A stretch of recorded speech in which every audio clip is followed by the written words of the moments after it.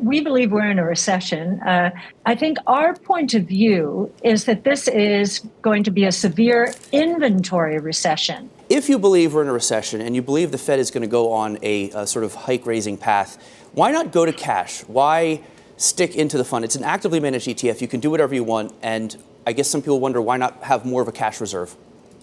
We are going to be 100% invested in innovation.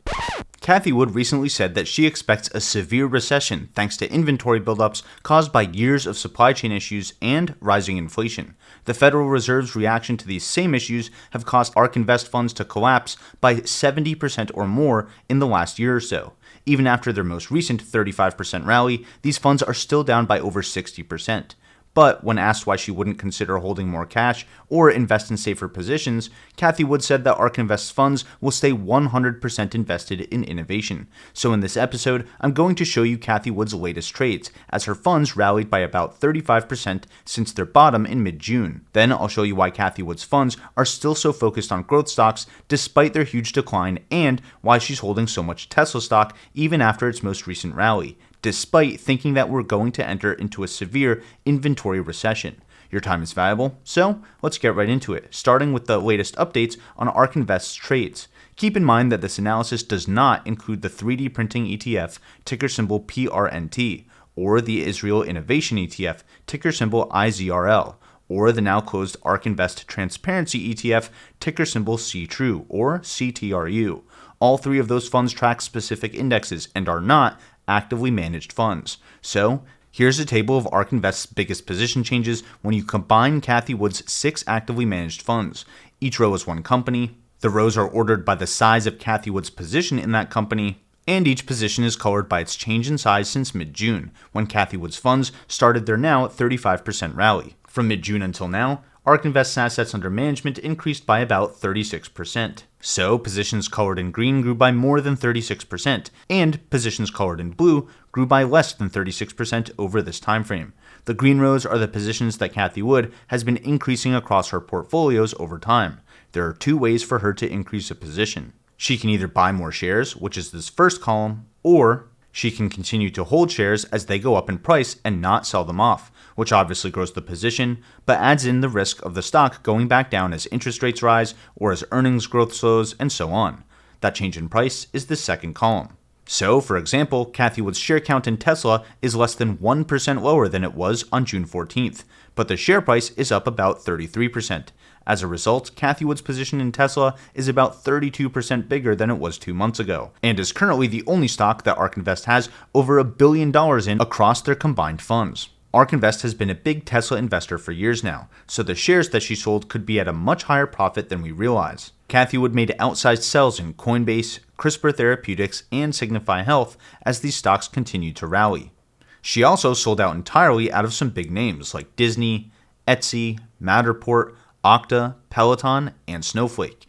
A lot of these were fairly small positions in just 1 or 2 of ARK Invest's funds, but I wanted to mention them anyway for anyone who followed these stocks because ARK Invest was holding them. Instead, Cathie Wood made outsized buys in Shopify, Unity Software, Ginkgo Bioworks, 10x Genomics, and Nvidia, which is a stock that ARK Invest usually tries to avoid because it raises their correlation with indexes like the S&P 500 and the Nasdaq. Also, a quick note that Shopify's numbers are a little wonky because they recently had a 10-for-1 stock split. So in reality, Shopify stock is up around 30% since mid-June, and Cathie Wood bought about 13% more shares than she had when the rally started. The biggest surprises to me were actually what she didn't buy. ARK Invest has huge positions in the stocks at the top of this list. Since the ARK Invest funds are all conviction weighted, and these stocks have top spots in multiple funds, I was surprised to see that Cathie Wood didn't buy more Zoom, Roku, UiPath, Square, Teladoc, Exact Sciences, Coinbase, and Twilio when they didn't rally nearly as hard as some of the other stocks that they hold. ARK Invest has published their valuation models on Tesla, Zoom, and Roku. I hope they publish models on stocks like UiPath, Square, and Teladoc next, since Square is such a popular company, and ARK's investment thesis on UiPath and Teladoc are real head scratchers for everyone, including me. That's why I always check Simply Wall Street when I want to understand a company's valuation. It looks like Tesla's earnings are expected to grow by over 20% per year, and they've grown by a whopping 300% over the last year. But Elon Musk has been selling a lot of shares, and shareholders have been diluted over the last year. We should be thinking about these kinds of things before we invest our hard-earned money. Simply Wall Street steps investors through a massive checklist of important factors like past performance, current financial health, and future cash flows, all in a way that's easy to understand. Simply Wall Street is free to use forever, but if you want to evaluate more companies each month or use their powerful stock screener, you can use my links to get an extended free trial and get 30% off your subscription when you sign up. I'll link their page on Tesla for you in the description below so that you can make the right decisions for yourself. For now, I'm adding Tesla to my True Disruptors watchlist, which I'll be building as I keep covering the companies and technologies that are transforming our daily lives. So consider subscribing if you want to follow along as I keep building this list. Alright, back to ARK Invest's list. These non-green rows at the top don't look like a loss of conviction to me. Instead, my guess is this is a move to become less concentrated and spread funds around other stocks, including cash-like positions like Nvidia, as the market slowly starts to recover. That way, if there is a severe supply-side recession and that makes it into company earnings, or if the Fed raises interest rates higher than expected, Cathie Wood has some positions that she can liquidate to buy her highest conviction stocks at a steep discount. But whether you're looking at public valuation models like Simply Wall Street's, or you have proprietary ways of evaluating companies like ARK Invest does, there's no doubt that the market has been really punishing growth stocks lately. So why take the risk? Why doesn't Cathie Wood try to hold more cash or at least invest in bigger, less volatile, high-tech companies like Apple, Microsoft, and Google, all of which definitely focus on building technologies that are driving our future? Well, here's what Cathie Wood had to say about that in a recent Bloomberg interview. This is going to be a severe inventory recession. And while most economists are saying, oh, okay, the inverted yield curve points to a recession maybe next year, we believe we'll be coming out of it next year. If you believe we're in a recession and you believe the Fed is going to go on a sort of hike-raising path, why not go to cash? Why stick into the fund? It's an actively managed ETF. You can do whatever you want. And I guess some people wonder why not have more of a cash reserve? We are going to be 100% invested in innovation. That's who we are. This is what we're paid to do. This is what we say we are. And we think that innovation is going to be a critical allocation in the years ahead. Innovation tends to gain traction during tough times. Innovation solves problems. We have so many problems right now. We've got the supply chain problems, which we're still hearing about. We've got energy and food prices up because of the war, really hurting consumer purchasing power. And so I think better, cheaper, faster, more productive, more efficient, more creative is going to win. That's what innovation is. So we think most asset allocators are short innovation. And I don't mean NASDAQ 100. We don't think that's truly disruptive innovation.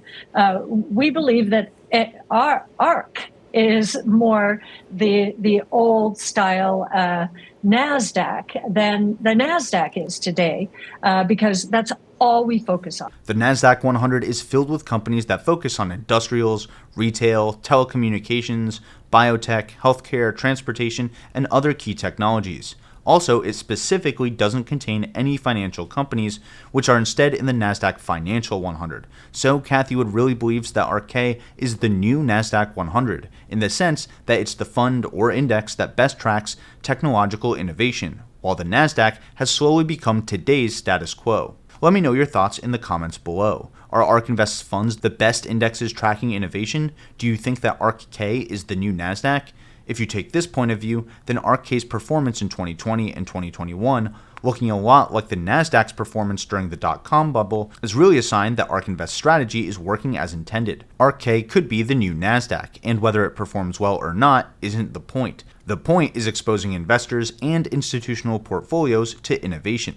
That's why ARK Invest has over $1 billion in Tesla across their combined funds, representing almost 7% of their $17 billion in assets under management. So the next question is whether Tesla is going to face any serious headwinds due to this recession, the Fed raising interest rates, or other auto manufacturers finally starting to invest in electric vehicles. Here's what Cathie Wood had to say. Can I ask about your view on Tesla in 5 years? I'm a car guy, and I've driven a Tesla. Very impressive performance. But I mean, Volkswagen has a lot of money. General Motors and Ford have a lot of know-how in this industry. Everybody's going to come at them. And isn't Tesla going to be, Friendster in 5 years compared to many different new Facebooks? Well, we absolutely not. Tesla, if you're analyzing cars, not by brand, although its brand certainly has done wonders in the last few years. But if you look at range and power, the combination of those, most other auto manufacturers, unless they want to lose money on the cars, most are not going to be able to keep up with or to reach Tesla's combination. So that's very important from a performance point of view and a range point of view. Branding is something different. These other auto manufacturers have brands and a lot of brand loyalty. But I think as consumers start to shift from gas-powered to electric and look at the specs of the different cars, they might still be persuaded by brand only, but they won't have as good an electric vehicle as Tesla will provide. And actually, we've been studying the CapEx schedules for traditional automakers versus Tesla. Tesla is now within the next year or so is going to spend more on electric vehicles, if it is not already, than either one of those companies. So here were the behemoths where, 5 years ago, when most people were saying, Tesla doesn't even have a shot to exist. It's going bankrupt. Now it is spewing out cash and spending as aggressively as it can to roll out new plans. And we think they'll announce another one before the end of the year. So there are a few key points here. First, Tesla has never spent a penny on actual advertising. All of their advertising happens through word of mouth from people who love their products and the brand, making Tesla one of the most powerful and sticky brands in the world. Compare that to GM, who spent over $2 billion on advertising last year alone, or Ford, who spent over $3 billion in advertising. Where does all that extra money go in Tesla's case? Manufacturing, research and development, extending their actual product lead. Which brings me to my next point. This argument that the competition is coming has been happening for years now. Ford sold under 16,000 electric vehicles last quarter. GM sold under 7,500. Tesla sold over 250,000 electric vehicles during that same time frame. And this lead shouldn't surprise anyone given that Tesla's cars have been the best performing EV per dollar out of any EV. And as Cathie Wood said, they're constantly investing in new gigafactories and better technology to extend that already massive lead. Investments into things like their new battery cell sizes and chemistries, the structural battery packs, weight and part reductions thanks to the Gigapress, and so on. And none of this even considers their massive lead in artificial intelligence for full self-driving. Sure, Tesla's FSD may not reach full level 5 autonomy tomorrow, but it's literally billions of miles ahead of the competition. So hopefully this episode caught you up on ARK Invest's latest trades as growth stocks start to slowly recover, as well as how Cathie Wood thinks about managing risks during a recession and why stocks like Tesla are still among her top positions. But there's one company that could genuinely beat Tesla in the race for full self-driving. And if you want to see how quickly they're catching up, check out this episode next. And if you feel I've earned it, consider hitting those like and subscribe buttons to let me know that you enjoy this type of content. Thanks for watching, and until next time, this is ticker symbol U. My name is Alex, reminding you that the best investment you can make is in you.